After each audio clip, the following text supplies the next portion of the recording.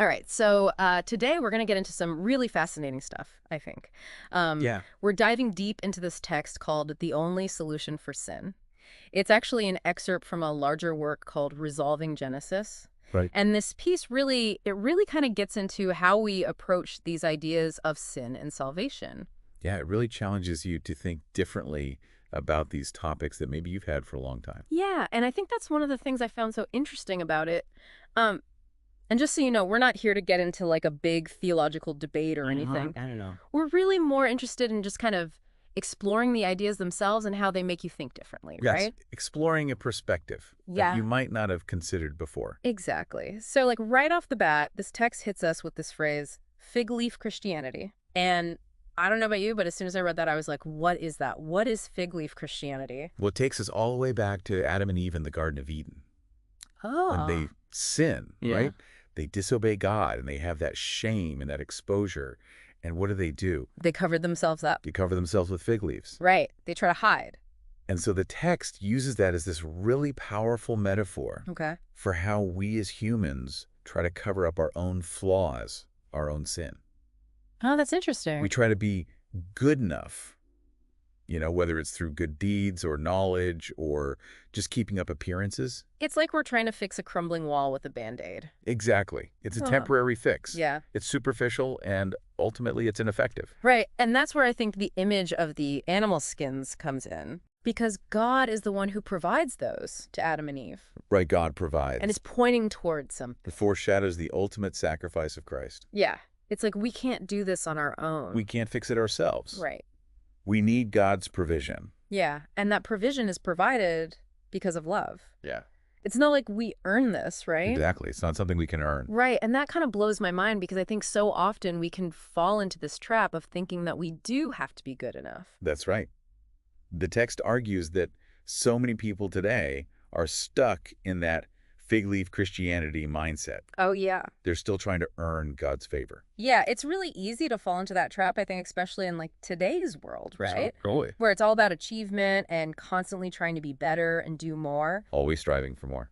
Yeah, so how does this text say we kind of break free from that? Well, it uses a story that on the surface might seem completely unrelated, Okay.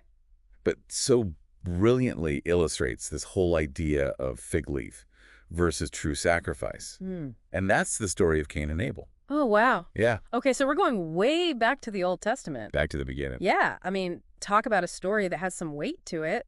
A lot of history there. Yeah, I'm really curious to see how this text unpacks that story. It really does get to the heart of it, doesn't it? So Cain and Abel, right? Cain the farmer brings an offering of his crops to God, and Abel the shepherd, he offers a lamb. Right, so both bringing gifts. Both gifts, exactly. Yeah, and you would think, I mean, like on the surface, you would think God would be happy with either one, right? Right, you think it's the thought that counts, right? But yeah. But that's where the text kind of throws us a curveball. Okay. It argues that Cain's offering, while good, it represents human effort. Mm-hmm. He's bringing something that he produced. Mm-hmm. It's a product of his own labor. Okay, I see where you're going with this. Yeah. And then you have Abel, who's offering a life of sacrifice. Right. And that points towards Christ's sacrifice, which, of course, the text emphasizes is the only kind of offering that God truly desires. Oh, wow. Okay, so it's not enough to just like rack up good deeds and be like, look how good I am. Exactly. It's not about being good enough. Yeah. It's about recognizing that we need something else entirely. So it's more about recognizing our need than trying to like present ourselves as already worthy. Yes. It's coming to God with empty hands, not with a resume of accomplishments. It's like that image of Cain like showing up with this perfectly arranged basket of fruit being like, look what I did, God. Aren't you impressed? Right. Look at this impressive display of my own efforts. Totally. And then there's Abel like kneeling down with this offering, acknowledging that he falls short, but trusting in something bigger than himself. Yes. And that's what resonates with God, that posture of humility and dependence. Wow. So powerful. So we've got like the fig leaf attempts with Cain and then this true sacrifice with Abel. And the text doesn't stop there, right? Oh, no. It goes way deeper than that. Yeah. It connects it to the ultimate sacrifice of Christ. Right. And it uses some pretty strong language, too, to really emphasize that point. It does. Like nothing compares to what happened at Calvary. Nothing even comes close. The text argues that even if you took all the good things humanity's ever done, All of it. all of it, Every good deed, every act of kindness, Wow. it wouldn't be enough to redeem a single soul. That's a powerful visual. It really is. And it makes you think, doesn't it? Yeah. Like if there was any other way God would have found it, he wouldn't have asked this of his son. Man, it's like that line that really got me. If miracles or good deeds or even knowledge could have achieved salvation, wouldn't God have demanded those instead of allowing his son to endure the cross? It's heavy stuff. Yeah. And it brings us to, I think, the emotional core of this whole argument.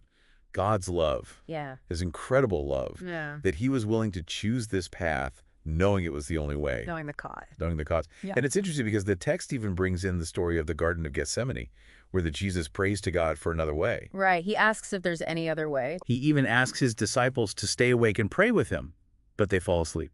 They couldn't even do that. They couldn't. Yeah. And still, Jesus, knowing what was coming, chose to go through with it. And the text really emphasizes that point. It was a choice. A deliberate choice made out of love. Not my will, but yours be done. Man, that is humbling. To think we were loved that much even when we were at our worst. Even at our most unlovable. And that challenges the idea that love has to be earned right. Oh, yeah, for sure. This text is saying, no, we are loved unconditionally. It's a complete paradigm shift. And what I also find interesting is that the text doesn't just stop there and say, okay, believe in Jesus and you'll go to heaven when you die. Yeah. It hints at something more, you know. Yes, it does. Like something about Christ's sacrifice impacting how we live now. It's this idea of the everlasting gospel. The everlasting gospel. What is that?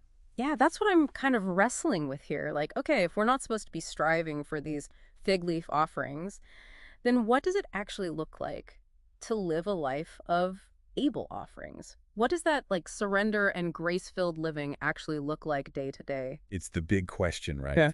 And honestly, this text only gives us little glimpses, a few breadcrumbs to follow. Okay, so what are the breadcrumbs? Where do we even start? Well, it mentions things like sanctification and walking in the Spirit, but it doesn't really unpack those ideas in detail. Oh, come on, don't leave us hanging. It's like we got a taste of something amazing and then it got taken away. Right. But maybe that's part of what makes it so intriguing. It's like, okay, now I want to go and explore those ideas more. So where do we even begin with that? If it's more than just like checking off a list of good deeds, how do we know what offerings are actually pleasing to God? It can feel overwhelming, right? Yeah.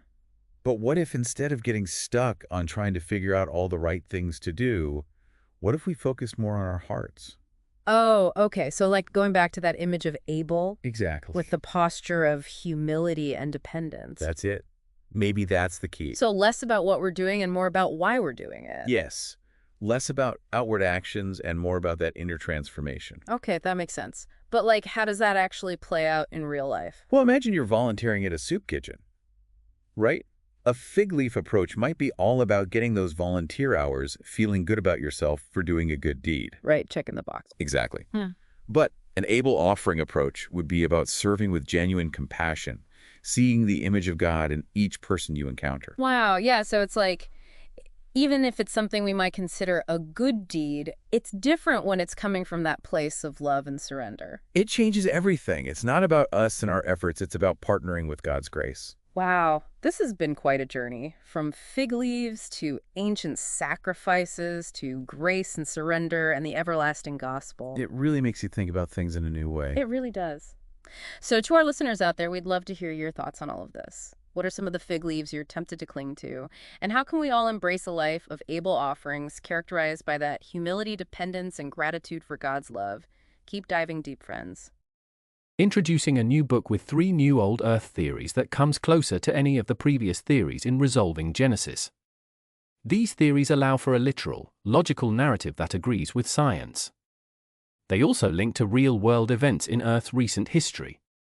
Find out how in this new book, available on Amazon.com now. On Amazon, search for Resolving Genesis.